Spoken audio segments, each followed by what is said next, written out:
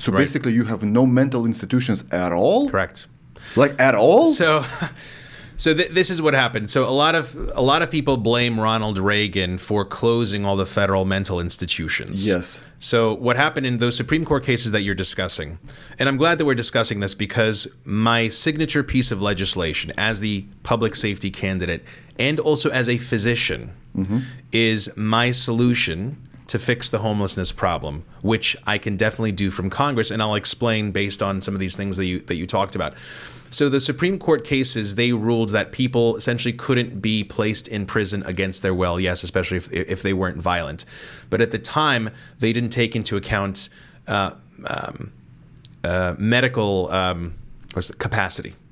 So there are people who lack medical capacity. In medicine, we call that a 5150, okay, where they are a danger to others or to themselves because either they're going to hurt others because they are having these hallucinations where they think somebody's chasing them and they say, I need to kill Vlad because he's chasing me, or somebody cannot take care of themselves. They cannot just do basic self-care, basic hygiene, and they lack that medical capacity. So a 5150 is something that we can use in a hospital to keep somebody within the hospital, to diagnose them, say, okay, you have schizophrenia. You don't see things the way that we do. Let's start medications. Let's get you treated. Let's get you better. When you're better, that 5150, you no longer renew it. You say, okay, you're better. We can discharge you from the hospital to follow up at a local clinic by your house, by your support network, so that you can continue your care. That was the intention in 1980 when Jimmy Carter passed his Mental Services Act. But at that time, the country was in a terrible recession. There was high inflation, spend. And here you have Ronald Reagan coming in, says, we need to stop spending. And he immediately repealed the Mental Services Act. Closed the federal institutions. State institutions were supposed to open up in their place to take the slack. That never happened. And then that is where you had this lack of support for the mentally ill. So what I would advocate is let's reopen those federal institutions. We know that there were abuses in the past. We can learn from them so that we don't repeat them. I, as a physician, know, because I run my private practice, I know how to run things efficiently. We can open up these mental institutions. We can run them ethically. We can also run them efficiently so that they are not a drain on the system. And these people in Venice who are yelling at the sky, who see things, they can be hospitalized. They can be put on treatment. They can get better. We find where their family is. We reunite them with their family, even if it's in a different state. We send federal dollars to that state to help give them that support, okay? And that's how you fix it from Congress. These tent cities, they are not their family support systems. Number two, much, much bigger problem, the drugs. Now, the synthetic drugs that are coming in, the synthetic fentanyl.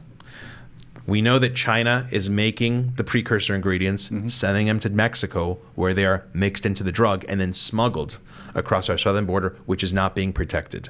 People say defund the police. No, I say fund Customs and Border Patrol so that they intercept the drugs.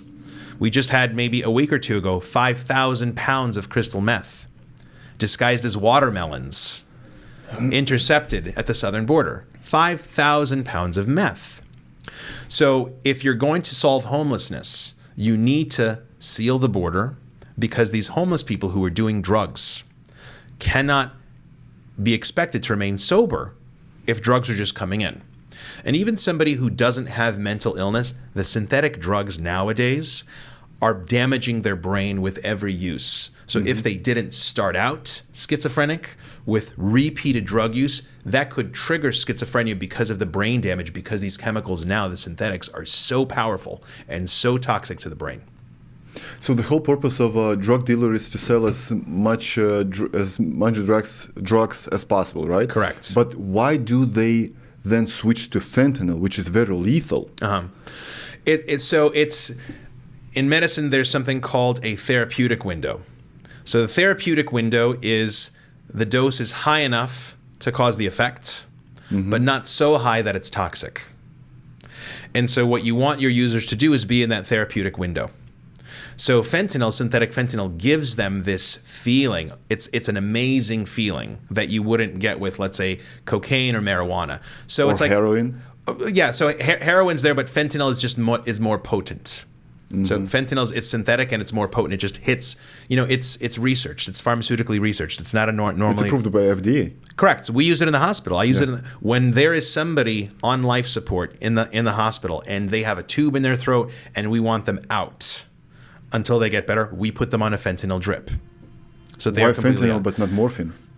Because fentanyl is shorter acting.